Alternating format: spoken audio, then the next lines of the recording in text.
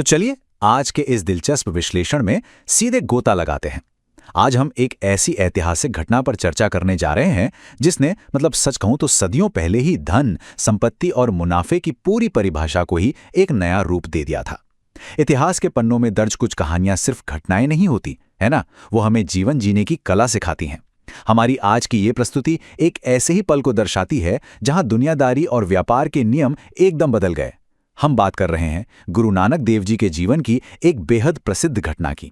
और यकीन मानिए, ये कहानी सिर्फ अतीत का कोई हिस्सा भर नहीं है, बल्कि आज की इस भागदौड़ भरी आधुनिक दुनिया में भी अर्थशास्त्र और मानवता के बीच के संतुलन पर एक बहुत ही सटीक नजरिया पेश करती है। अब शुरुआत करने से पहले एक सवाल है जो हर किसी को सोचने पे मजबूर कर देता है, और वो ये कि सच्चा लाभ वास्तव में है क्या? क्या ये सिर्फ तिजोरी में रखा हुआ धन है, या फिर किसी ऐसे व्यक्ति की मदद करना जिसे उसकी सबसे ज्यादा जरूरत है? सामान्य तौर पर देखें तो जब भी हम मुनाफे की बात करते हैं, हमारा दिमाग सीधे फाइनेंशियल ग्राफ्स और बैंक बैलेंस की तरफ ही दौड़ता है, राइट? एक सफल सौदे का मतलब तो हम अक्सर यही मानते हैं कि भाई कम खर्च करो और ज्यादा से ज्यादा पैसे कमाओ। लेकिन क्या मुनाफे को मापने का कोई और पैमाना भी हो सकता है? बिल्कुल हो सकता है, और यही वो दार्शनिक सवाल है जो इस पूरी कहानी का मूल आधार है। आइए देखते हैं कि कैसे ये साधारण सा सवाल एक ऐतिहासिक घटना का केंद्र बन गया। अध्याय 1, एक लाभदायक सौदे की तलाश। तो कहानी कुछ यूं है। उस समय नानक जी के पिता मेहता कालू जी चाहते थे कि उनका बेटा दुनियादारी सीखे, व्यापार के गुर सीखे। हर पिता की तरह उनकी भी यही इच्छा थी कि उनका बेटा जीवन में सफल हो। इसलिए उन्होंने युवा नानक को पैसे दिए, ठीक 20 रुपए। अब आज भले ही आपको लगे कि 20 रुपए में क्या ही होता है, लेकिन उस ऐतिहासिक काल में जरा सोचिए, ये एक भारी भरकम रकम थी।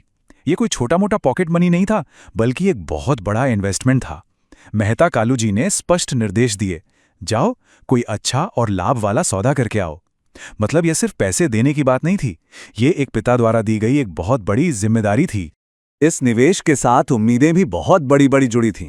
परिवार और समाज दोनों को यही लग रहा था कि इस यात्रा का रिजल्ट एक बहुत बड़ा आर्थिक मुनाफा होगा।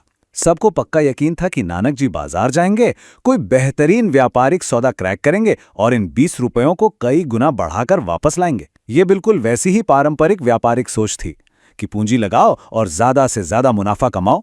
नानक जी इसी भारी सांसारिक उम्मीद के साथ अपनी इस व्यावसायिक यात्रा पर निकल पड़े। अध्याय 2, भूखे साधुओं से भेंट। अब नानक जी इस सफर में अकेले नहीं थे, बल्कि वो अपने साथी भाई बालाजी के साथ निकले थे।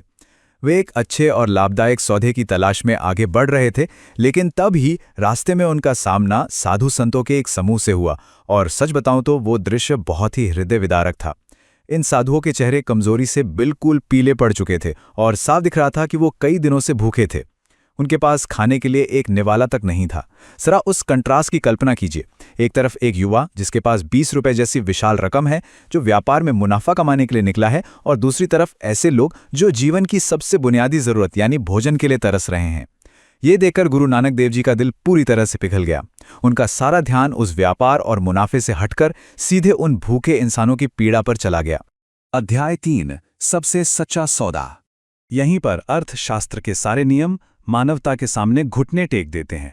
रास्ते के बीचों बीच खड़े होकर गुरु नानक देव जी ने उस 20 रुपए की पूरी पूंजी को एक ऐसे सौदे में लगाने का फैसला किया जिसकी कल्पना शायद ही किसी आम व्यापारी ने कभी की होगी।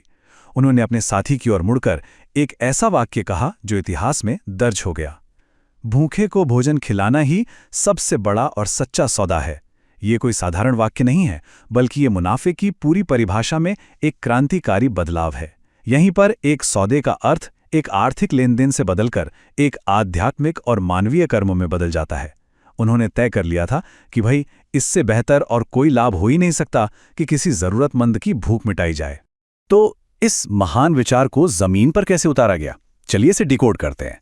पहला कदम था उन 20 रुपयों को पूरी तरह से इस सेवा के लिए समर्पित कर देना। दूसरा कदम, उन्होंने बाजार जाकर कोई व्यापारिक माल या सामान नहीं खरीदा, बल्कि खाना, ताजे फल और अन्य आवश्यक सामान खरीदा। और तीसरा और सबसे अहम कदम, उन्होंने वो सारा भोजन उन भूखे साधुओं को खिला दिया। वो विशाल व्यापारिक पूंजी पल भर में मानवता की सेवा में लगा दी गई। कोई धन वापस नहीं बचा, कोई आर्थिक मुनाफा नहीं हुआ, लेकिन उनके अनुसार ये दुनिया का सबसे सफल निवेश था। अध्याय 4 घर वापसी और प्रतिक्रिया। अब देखिए, सौदा तो हो गया, लेकिन अब समय था रियलिटी का सामना करने का। घर लौटने पर पिता तो यही उम्मीद कर रहे थे कि 20 रुपए बढ़कर 30 या 40 हो गए होंगे, यानी शुद्ध आर्थिक मुनाफा। पर जब उन्हें पता चला कि सारे पैसे भूखों को खिलाने में खर्च हो गए हैं, तो जाहिर सी बात है वो बहुत नाराज हुए।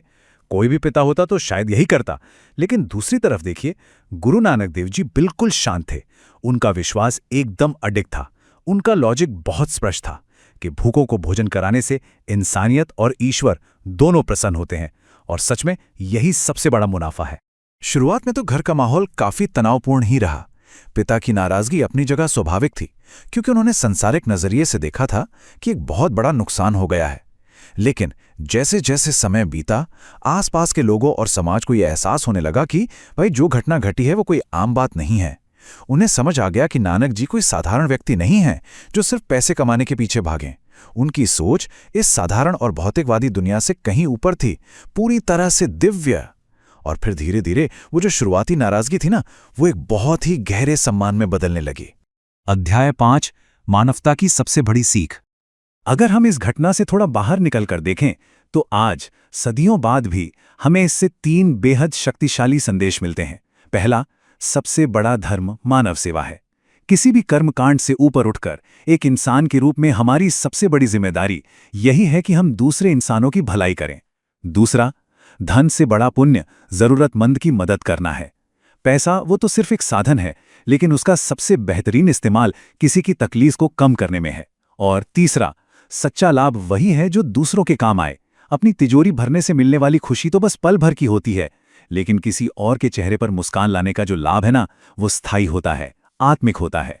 गुरु नानक देव जी के दया और करुणा के इस अद्वितीय कार्य ने इतिहास में अपनी एक ऐसी अमिट छाप छोड़ी जो आज तक कायम है।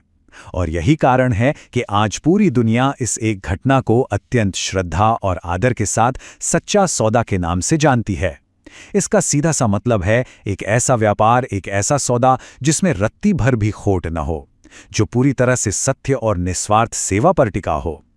ये नाम आज भी हमें याद दिलाता है कि दुनिया की सबसे अच्छी व्यावसायिक रणनीति वही है जिसमें मानवता का कल्याण शामिल हो।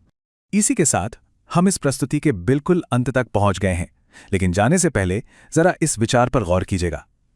आज के इस तेज तरार, अत्यधिक प्रतिस्पर्धी और भौतिकवादी दुनिया में, जहां सफलता को हम अक्सर सिर्फ बैंक बैलेंस और प्रॉपर्टी से नापते हैं, आज के समय में सच्चा सौदा क्या माना जाएगा?